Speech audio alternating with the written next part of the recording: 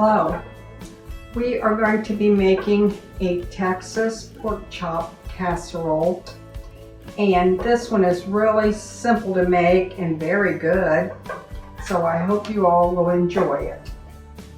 We're going to start out today with browning some pork chops. Now I like the boneless ones. You don't have to use them, but I like those the best. And we're going to put those on the brown. And we're going to brown those for 2 minutes approximately on each side. And then we're going to add the rest of our ingredients. I'll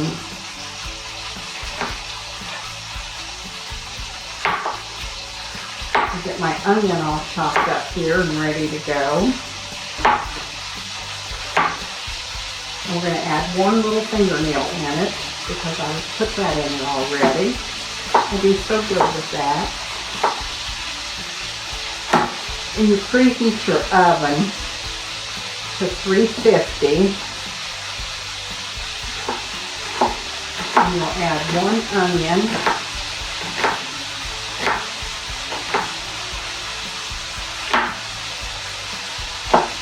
And 1 pepper. Now, if you don't want to add a whole onion, it's up to you, whichever you would prefer. Now, I always take the seeds out and always cut your pepper like laying down with the shiny side up, because if you don't, you could accidentally let your knife slip and cut yourself, like I just almost did.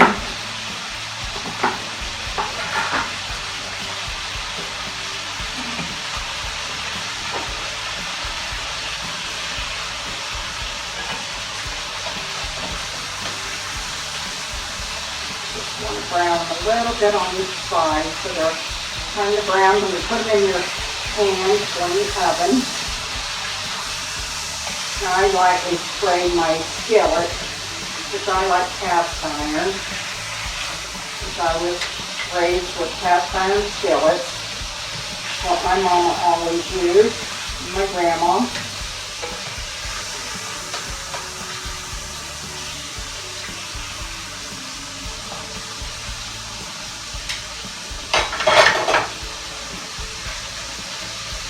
And I said you always wanted to cut this way. I'm sorry. You always want to turn it down.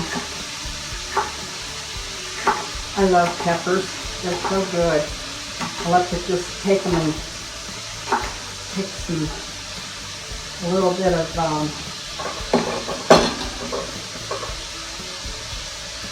ranch dressing and dip them in it and eat them like that. Really nice pork chops.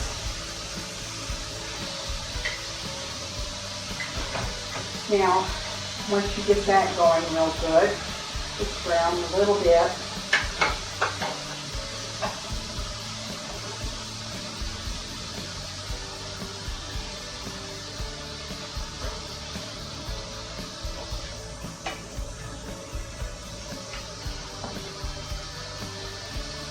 I think I turned my fire down too low. They're not brown fast enough. That's okay. That's okay, whatever works. Now I have my cumin, my pepper, and my salt, and my oregano all mixed up already, so that it would be all ready. Now salt and pepper, that's just put in whatever the family likes, according to your taste buds.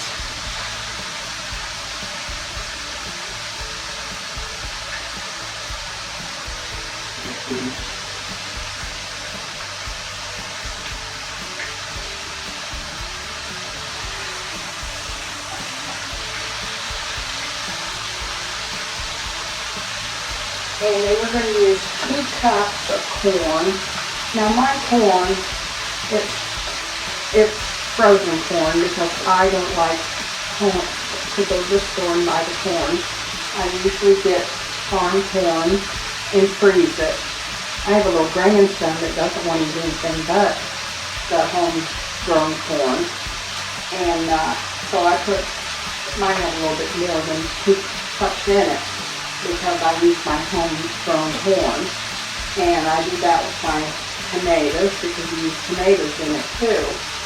And then I can my own salsa.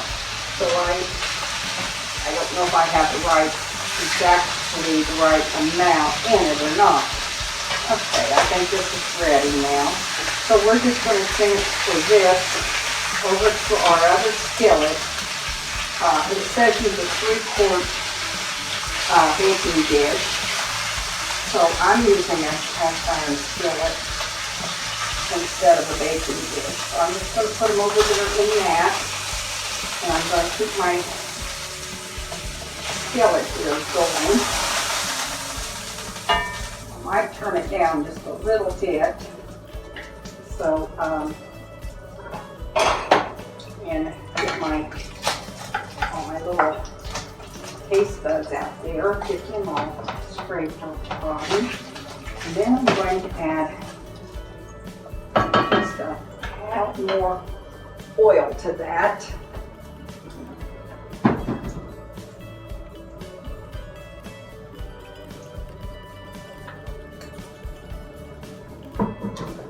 Then I am going to add our peppers and our onions to the same skillet. I'm going to let those cook for approximately, I don't know, 4 or 5 minutes, whatever it takes to get them a little bit soft. Get those cooked up a little bit.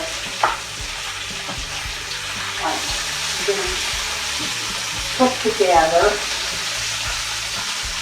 I'll be so glad when we get a garden planted and have my own homegrown peppers. I love peppers.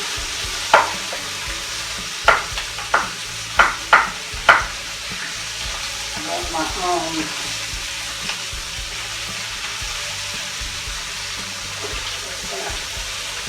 Get this all put together there.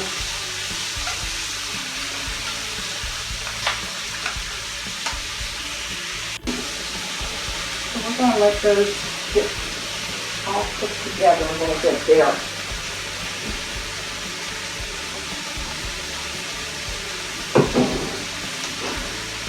And then we also use a half a cup of salsa. And you can use the spicy or you can use the mild. It doesn't really matter according to your taste buds. And some people like the spicy. And if you have little children, they might not want it as spicy as what some people would want. And then we use 14 ounces of tomatoes, stewing tomatoes. And I had a little over a half a quart left in the refrigerator that I canned. So I thought, well, I'm just going to use those.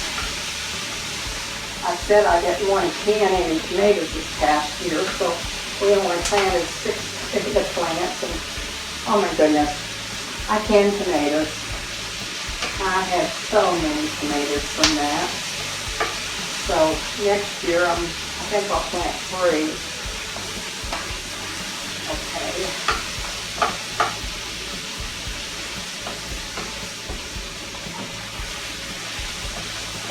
Ooh, that smells so good. I love to smell onions cooking, frying. It just smells so good.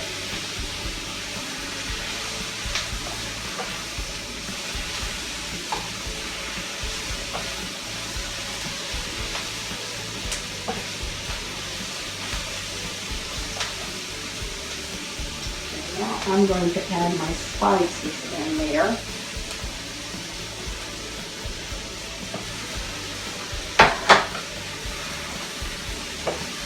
Oh, now that does smell good. I love to smell everything getting all together there. Looks so good. Yum, yum. Okay. Now we're going to add our salsa.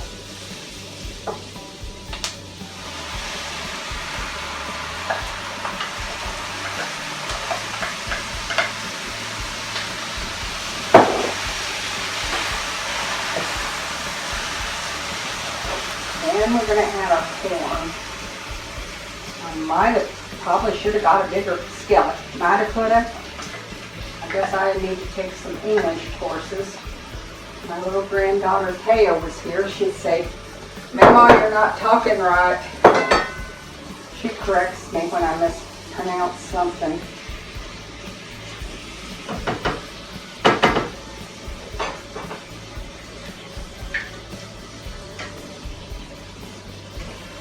Okay, let's get that mixed together a little bit better.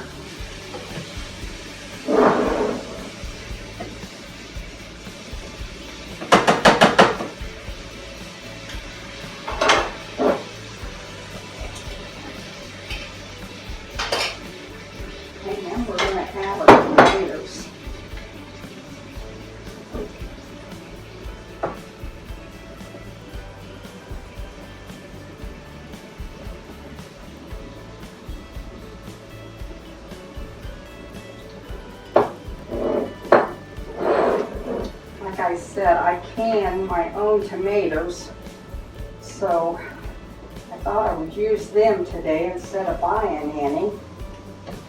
I just don't like to buy stuff if I've got it in the cabinet already canned, because I like to use my own, and I feel blessed when I do have it in the cabinet. My pantry here isn't near as large as the one I used to have, so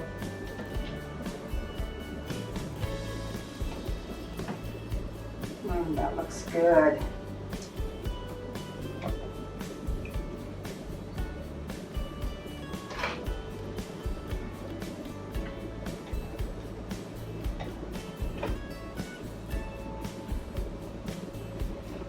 Let that all cook together there.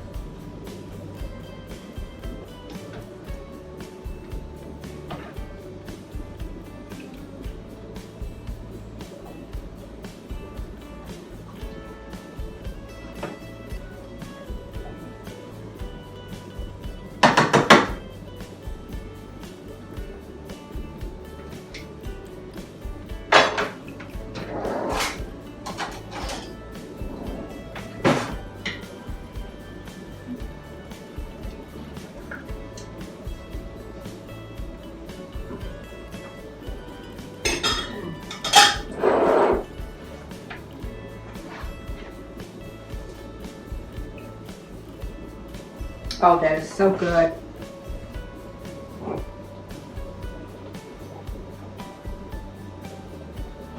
That and iced tea is the best thing. Okay.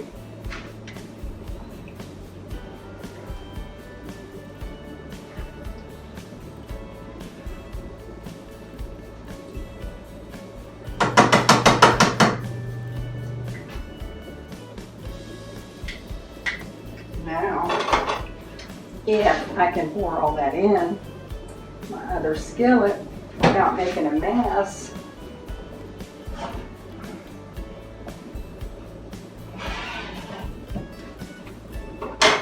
we'll be lucky. Don't that look good?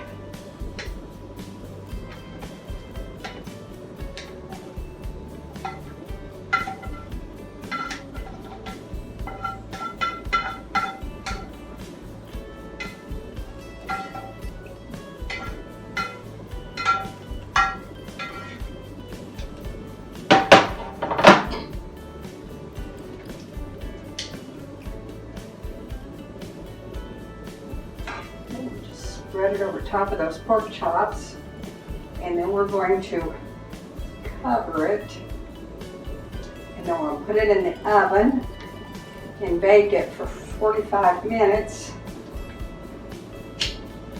Could turn off that fire.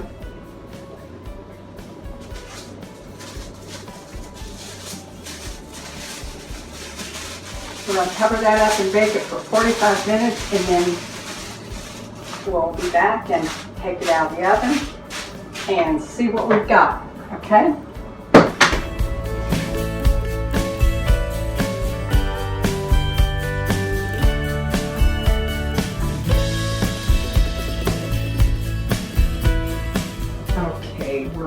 back and it's out of the oven, and oh my goodness, does that smell yummy.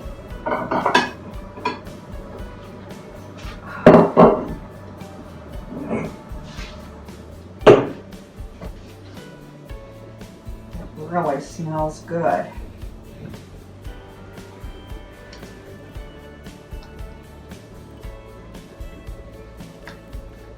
See if I can find the meat.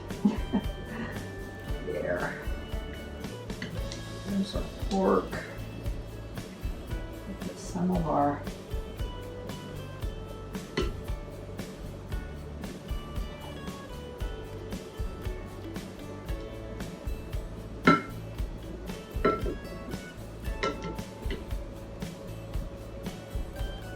It really looks good. Smells delicious. I really hope you'll try this dish. It is really good. Smells great.